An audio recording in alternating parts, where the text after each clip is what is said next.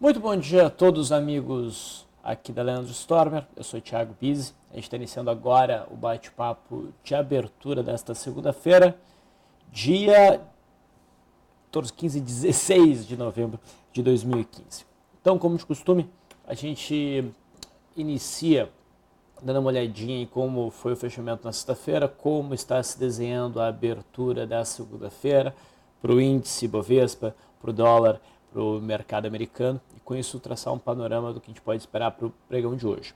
Enquanto isso, vocês que estão aqui nos acompanhando ao vivo podem participar através do envio de mensagens com perguntas ou solicitações para que a gente estude aqueles ativos, aqueles papéis, aquelas ações que mais interessam vocês. Então, tendo em vista que está tudo certo com o áudio, vamos dar uma olhadinha então na situação do mercado. Nós temos aí na tela o gráfico diário do índice Bovespa, que tem uma movimentação desde a metade de outubro, uma movimentação meio errática, mas basicamente lateral. A gente vê o mercado andando de lado. Nesses últimos 5 pregões é que o mercado fez um processo de contração maior.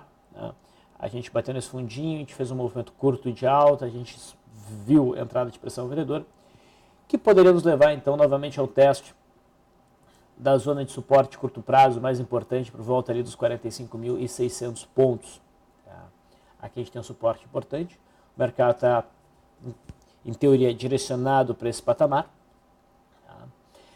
É bom frisar que enquanto a gente está dentro desta congestão maior e agora dentro desta congestão menor, os movimentos ficam mais erráticos. O mercado tende a uma movimentação mais livre e mais consistente em termos de direção, mais direcional, quando houver ou rompimento dessa faixa de resistência por volta dos 49.500 pontos, ou de suporte próximo a 44.000 pontos. No curto prazo, então, essa região aqui dos 45.600 pontos é o suporte mais forte. E se o mercado chegar a produzir um movimento de alta que venha superar esse topinho marcado na quinta-feira da semana passada, daí o cenário inverte para uma movimentação de alta em busca da resistência deste retângulo maior. Então o mercado não está com nenhuma direção muito forte. A gente está dentro de um movimento errático, dentro de um movimento de contração. Esse é o gráfico do mini índice. Então, o que a gente percebe? Que havia, ou há, um viés mais baixista na movimentação intradiária. No último pregão, a movimentação foi de congestão, e essa movimentação foi sendo pressionada por uma LTB, que agora começa até a ser rompida pelo próprio movimento lateral. Então isso mostra que o viés baixista do intraday que a gente via até o pregão de sexta-feira começa a perder um pouco da sua força, um pouco.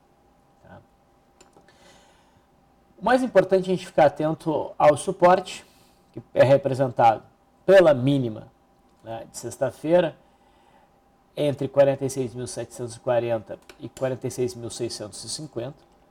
O rompimento desse suporte direciona o mercado novamente para baixo. E devemos ficar atentos à resistência, que também é representada pela máxima de sexta. A região entre 47.250 e a máxima em 47.315.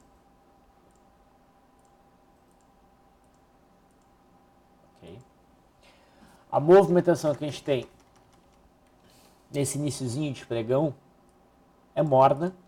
O mercado abriu abaixo da linha d'água, mas acima do suporte. No mesmo candle da abertura já passou para cima da linha d'água, quer dizer, o candle está atravessando a linha d'água. Isso é um sinal de, a princípio, um pregão meio sem direção. Depois a gente teve uma correçãozinha para baixo da linha d'água, agora ocorre novamente uma pressãozinha compradora para cima da linha d'água. Bom, nós não teremos setup, não temos como ter setup de rompimento de linha d'água no pregão de hoje. mas a gente pode ter um cenário de primeiro movimento. Tá? A gente não tem o gap, mas como as bandas estão estreitas, dá para considerar. Então, o rompimento da máxima que nós temos até agora, em 47.150, tá?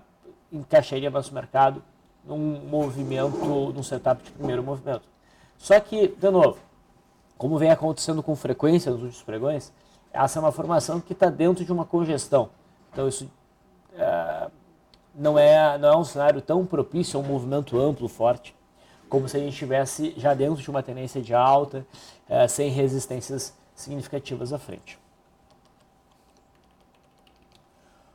O que a gente pode esperar do mercado americano? O mercado americano, no final da semana passada, intensificou um movimento corretivo, conforme perdeu a média móvel de 20 períodos como suporte. A expectativa era, no gráfico do Dow Jones, um movimento de queda em busca dos 17.202, aqui, que é a retração de 0,382. Na sexta, a gente fechou muito próximo desse patamar, mas ainda não alcançamos esse ponto. Era de esperar que pelo menos mais um pouquinho de queda para bater nesse ponto. Temos o futuro do S&P 500 futuro, que já negocia, né? O mercado americano vai abrir meio-dia e meio, o futuro lá já opera. Então, na sexta-feira, o S&P 500 futuro também caía, mas já alcançava o suporte da retração de 0,382, daí em 2015. Mas o suporte era essa zona entre a retração de 0,382 e o topo, o ponto crítico de topo de setembro, em 1998. E percebam que no pré-mercado, né, o mercado americano abriu em baixa, testou esse suporte e agora está operando uma leve alta, mas configurando aqui um cenário altista. Né? A gente está dentro de um zigue-zague ascendente, o mercado corrige nessa última perna, então de baixa, até o suporte, a região de suporte configurada pela retração de 0,382 e o topo de setembro, e vai desenhando aqui um piercing pattern. É um padrão de candlesticks que sugere alta. Então, mas a gente está muito no princípio do pregão ainda, mas já há uma sinalização positiva pelo futuro americano, positivo no sentido de facilitar o movimento de alta. O dólar,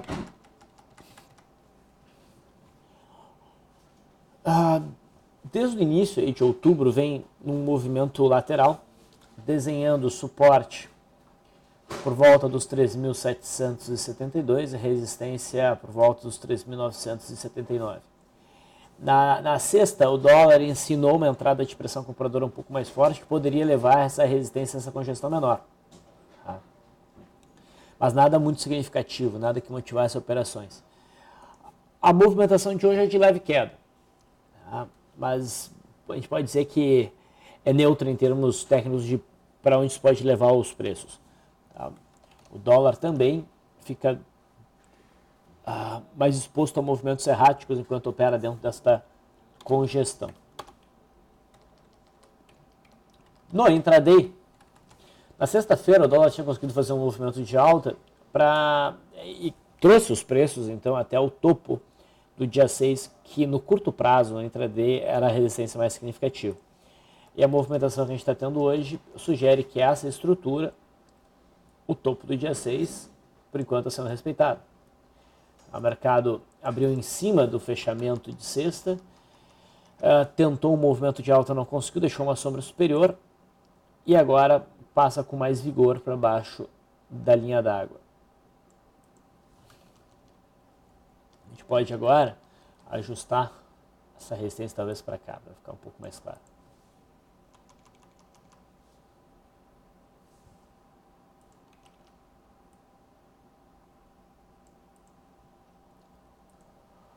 Então, por enquanto, nada a ser feito no dólar. Se o dólar conseguir romper a máxima do dia, romperia com isso também a linha d'água, seria um sinal de compra. Quando isso não acontecer, a gente aguarda e torce para uma formação de primeiro movimento que possa levar, então, um trade na ponta vendedor. Okay? Então, esse é o panorama que nós temos no pregão de hoje. De maneira geral, o mercado não se definiu, tá? Nem índice e nem dólar. Mas eu diria que o índice está neutro e o dólar tem um viésinho um pouco mais baixista para o pregão de hoje. Muito bem, vamos então dar atenção para as mensagens de vocês.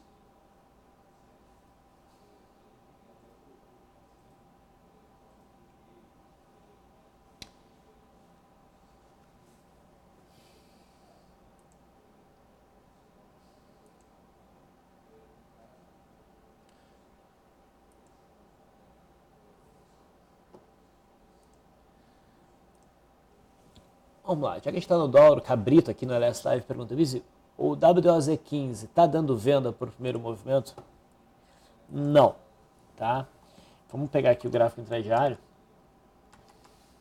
Nós estamos ainda desenhando o primeiro movimento. Tá? Então a gente precisaria da marcação de um fundo no dólar, coisa que não parece que ele está querendo formar agora. Tá? Então a gente precisaria de um movimento de alta, daí seguido do rompimento do fundo que está se desenhando. Tá? Então, ainda não temos a formação de primeiro movimento. O Henrique diz, bom dia, pode comentar pontos de compra, stop, alvo em Ecor 3? Isso é muito dependente do modelo que está sendo seguido, tá? Mas Ecor 3 realmente chama atenção para a possibilidade de um movimento de alta. Por quê? Porque a Ecor 3 tem um suporte importante em 5,51, esse é o ponto mais crítico, e a resistência mais crítica está lá em 7,6. O papel saiu da resistência em 7,6 e veio buscar o suporte em 5,51, depois de cair 22,5%. Na sexta-feira a gente teve a formação de um martelo, que é um padrão altista de candle, com um volume bem acima da média. E a distância que a gente tem para a média móvel de 21 períodos, ela é, apesar de não ser ótima, ela é razoável. A gente tem uns 10% de distância, uma volatilidade de 44. Então, isso nos dá um índice de afastamento de 22. Não é o ideal, tá, para operação de retorno à média. Mas tem um detalhe. A gente consegue perceber um grande retângulo, uma grande congestão. Então, o índice de afastamento perde um pouco da importância. Então é possível sim a operação na ponta compradora. Dentro do método BIS, então, que é uma análise técnica mais clássica, a operação se daria na superação da máxima de sexta-feira. O stop teria que estar pelo menos abaixo da mínima de sexta. A volatilidade estava nos 4 mais ou menos. Por volatilidade seria suficiente. Eu colocaria o stop em uns 5,39. Tá? Não acho que seja necessário colocar o stop abaixo da mínima de setembro. Apesar de que seria uma postura bem defensiva. Tá? Claro, se tu estiver utilizando manejo de risco. Alvo, bom, o que se esperaria? Se esperaria um movimento de alta para testar o fundo anterior, provavelmente a média móvel de 20 períodos que viria descendo. Tá? Eu, no entanto, busco um alvo fixo por volatilidade. Então buscaria uns 4% de alta, que daria mais ou menos por ali, uns 5,90, 5,92. Poderia buscar também a amplitude do teu risco como um alvo, então tu buscaria um pouco mais, uns 5%. É isso que a gente pode desenhar em termos de estratégia para essa operação.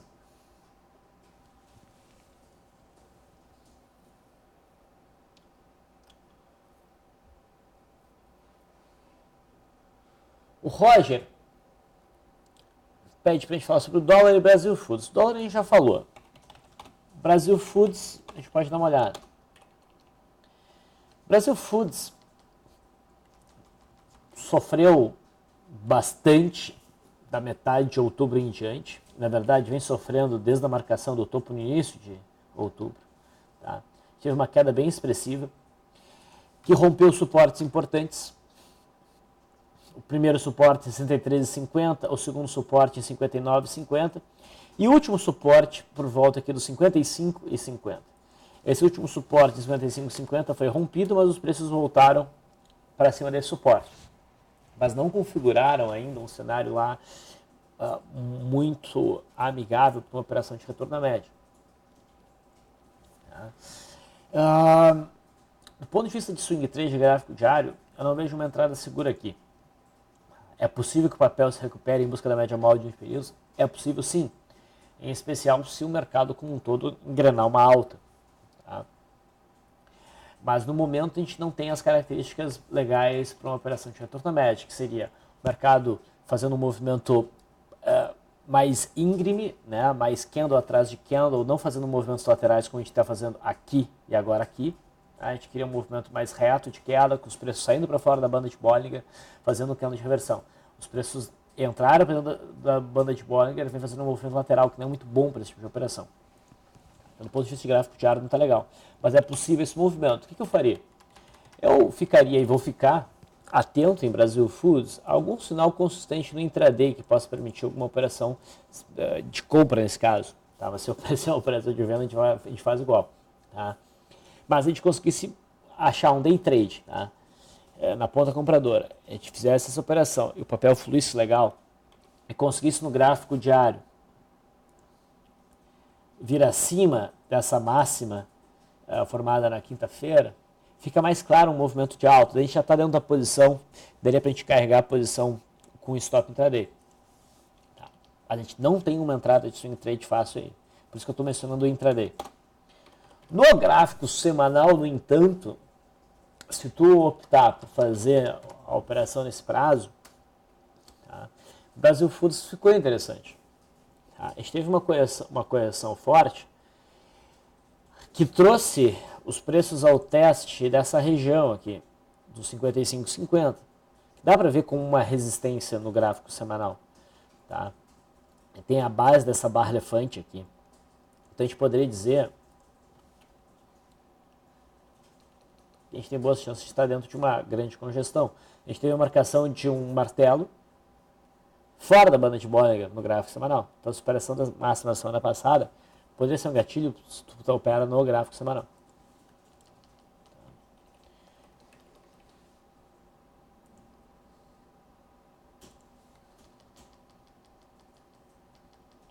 O IFR, no entanto, não está lá muito sobrevendido. Tá?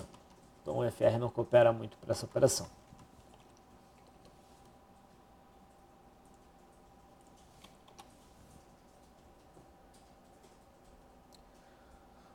Voltando ao gráfico da Ecor 3, o Wellington está perguntando ali no LS Live. Ainda em Ecor 3, o rompimento da máxima se dá por candle fechado ou pode ser já na violação? Sei que você está usando mais rompimento hoje em dia. Não vamos confundir os termos, tá? Eu não falei em nenhum momento rompimento da máxima de sexta-feira. Eu disse superação da máxima de sexta-feira. Rompimento significa que há necessidade de um fechamento acima ou abaixo de determinado patamar. No caso de Ecor 3, não. É o acionamento de um padrão de reversão, um padrão de candle. Tá? Esses acionamentos se dão na mera violação. Então é um gatilho. Operou acima da máxima de sexta-feira, é a operação. Senão a gente vai ficar sempre muito atrasado na operação. O papel desenvolve o movimento, a gente vai entrar aqui, a gente vai entrar no fechamento. Mas bis, a gente, quem sabe a gente pegar a confirmação desse candle, então, daí eu pego mais um fechamento. Não, é uma coisa sem fim. Não, é a mera superação da máxima de sexta-feira. Acionamento é uma coisa, rompimento é outra.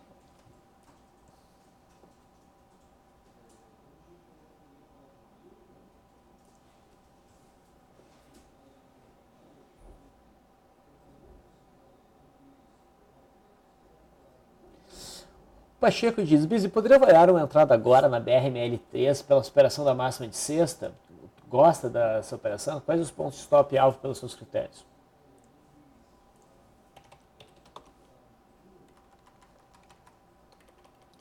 Olha, a BRML na sexta-feira chamou a atenção, né, por conta do rompimento dessa faixa de resistência por volta dos 12,60 até uns 12,88. Teve um volume legal também no candle de sexta-feira, mas é uma operação um pouco mais difícil porque a gente já tem uma distância um tanto significativa para a média móvel de 21 períodos. Tá? Eu gostaria mesmo de entrar em BRML caso o papel desenvolvesse um processo de pullback e indicasse com a sua movimentação que a zona aqui dos 12,60 realmente passou a ser suporte.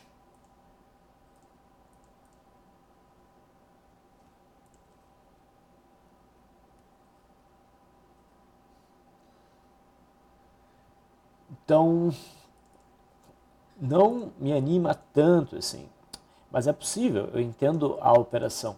Eu só não entraria pesado, eu programaria 2 entradas. Os meus alvos são sempre os mesmos, do ponto de entrada, 10% da média da volatilidade. No caso, então, seria 13,97, ou arredonda para 4% de alta. A partir, vamos botar aqui, dessa abertura, teria um alvo em 13,79. O stop, tu pode te orientar pela mesma volatilidade e ver se a distância stop é 10% da média da volatilidade, pelo menos. Aqui é. Então, o stop na mínima desse candle aqui já é aceitável. Mas eu nunca gosto de usar o stop muito rente ao ponto rompido, e aqui está meio rente. Geralmente eu busco a mínima do candle anterior, que aqui não vai fazer tanta diferença, mas no mínimo, pelo menos, né, se tu olhar no intraday, tu vai ver que aqui tem um fundo. Tá, um fundo mais significativo. Então, usaria o stop neste ponto.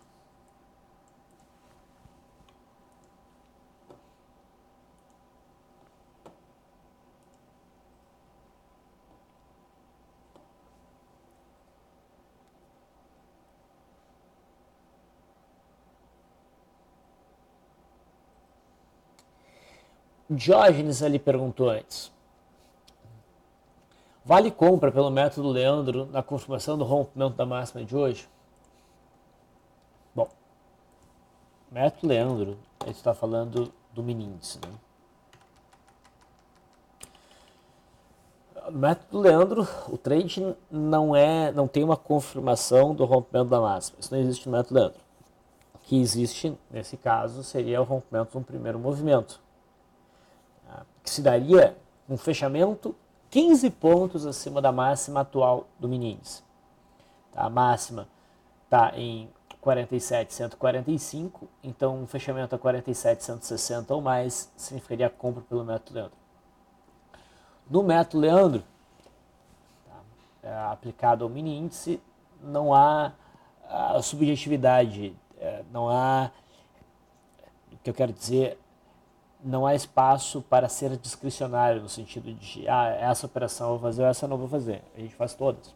Então não é uma questão de se vale a pena, a questão é se segue o modelo. Segue o modelo e se acontecer esse fechamento, né, a gente tem a operação de compra. O João diz, Bis, bom dia, tudo bem? Poderia comentar com mais detalhe Itaú, por favor? Parece que o mercado vai andar de lado hoje. Até o momento é o que está aparecendo mesmo. Como um todo. Tá? Itaú, no curto prazo, não dá nenhuma mensagem muito importante. Itaú está congestionando no curto prazo entre a resistência dos 28,70 e o fundo formado em 26 aqui, mais recentemente, no finalzinho de outubro. Só que existe a CLTA, esse canal de alta que é possível traçar e que pode oferecer um suporte um pouco acima ali dos 26, dependendo de como o mercado se desenha. A questão é que, para baixo, uma movimentação baixista, eu não vejo espaço claro para uma estratégia de venda, não no curto prazo. A gente teria uma estratégia de venda abaixo de R$25. Aí Itaú estaria sinalizando realmente que os vendedores tomaram conta do papel e dali para frente o papel poderia cair mais. Acima de 25, a gente tem uma zona muito turbulenta para operações short. Então a gente não apostaria na queda de Itaú. Ou ficaria de fora, né? Ou apostaria na compra. Só que onde Itaú está agora, também não está legal para apostar na ponta compradora. Tá? No gráfico aqui atualizado, tá? No sentido, o que eu quero dizer com isso é que no candle do dia 3, tá, para o meu modelo Itaú, gerou compra na superação nessa máxima. E a operação está ainda rolando, tá? Com estoque abaixo da mínima do dia 3. Só que a evolução do gráfico não me sugere mais comprar. Tá? A operação aqui está rolando, mas não tem uma nova entrada. Nova entrada seria quando possível? No rompimento dessa resistência intermediária aqui dos 28,70. daí a gente pode pensar novamente em operações na ponta compradora. Olhando o intraday, a gente vê uma abertura um pouquinho acima da linha d'água, sendo que o papel fechou na mínima na sexta. Tá? As médias vêm por cima, então há um viés baixista. Se houver o rompimento da linha d'água para baixo, então a gente pode pensar em operação de venda de day trade. Tá? Operação na ponta compradora ainda não surge claramente no intraday, mas provavelmente viria através de um cenário de primeiro movimento, o que ainda estaria se desenhando.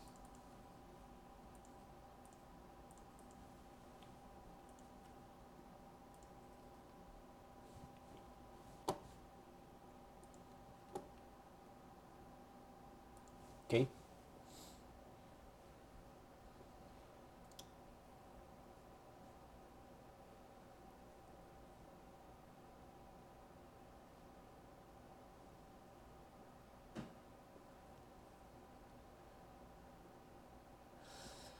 Luciano diz, Bizi, poderia variar venda em CER3? CER3 fez um movimento bem rápido aqui no intraday, repara só. O papel chegou, estou olhando aqui o gráfico de 15 minutos, tá? Vamos desenhar a linha d'água. Aqui. Passou por baixo da linha d'água, caiu 4,7% e agora já sobe mais ou menos 0,77%. Tá? Bom, agora ficou um pouco atrasado. Tá, vamos pegar o farol.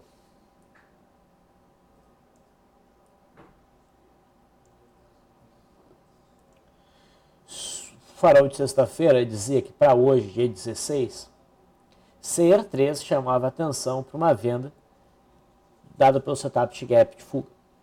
Não era um setup maravilhoso, mas merecia atenção e poderia, né, aqui ficava mais uma questão mais discricionária em fazer ou não a operação, porque recebeu um C+, não era um B ou um A que diz, cara, a operação é para ser feita. Tá? Então, a operação estaria na perda da mínima de sexta. Esta aconteceu. O alvo é 10% da média da volatilidade, não bateu lá. Porque 10% seria 6,3% de queda. E a gente chegou numa queda de 4,26%. Então a operação, do ponto de vista de swing trade do meu modelo, foi acionada. Agora, a forma como o mercado reagiu logo depois da queda não é muito legal, né? Chegar a estar em alta agora. No intraday, ficou claro um cenário de opening power breakdown, que tem essa característica de ser um trade muito rápido, muitas vezes. Então, o acionamento se daria na perda mínima de sexta, também. A gente buscaria aqui um alvo dado pela volatilidade que o pregão apresentava no fechamento de sexta-feira. Então, 16,36 é a volatilidade.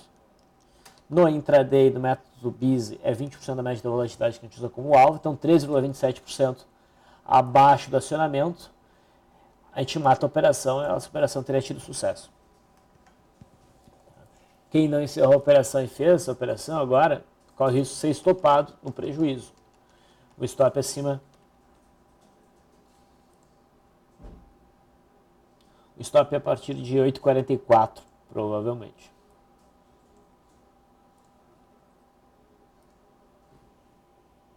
Exatamente. O stop mínimo tem que ser 8,44. Pode ser 8,45, pode ser 8,46. Vamos ver como é que vai se comportar esse candle aqui.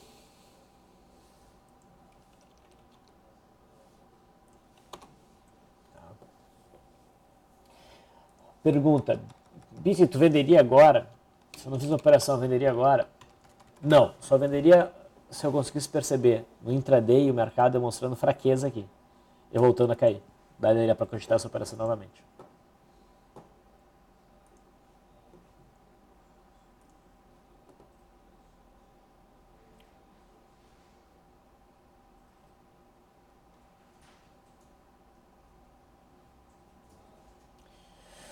O Marco diz o seguinte,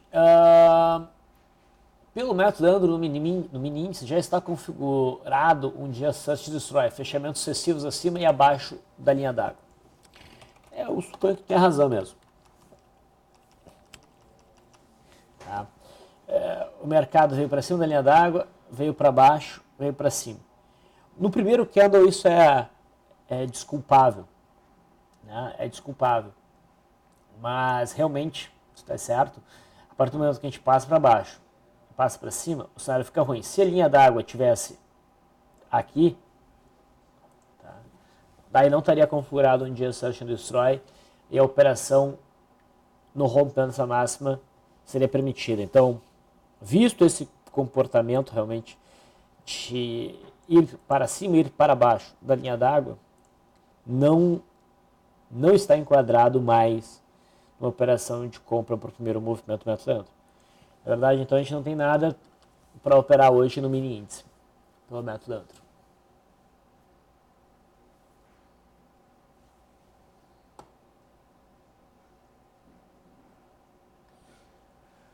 Cissa, poderia comentar venda em Goal 4?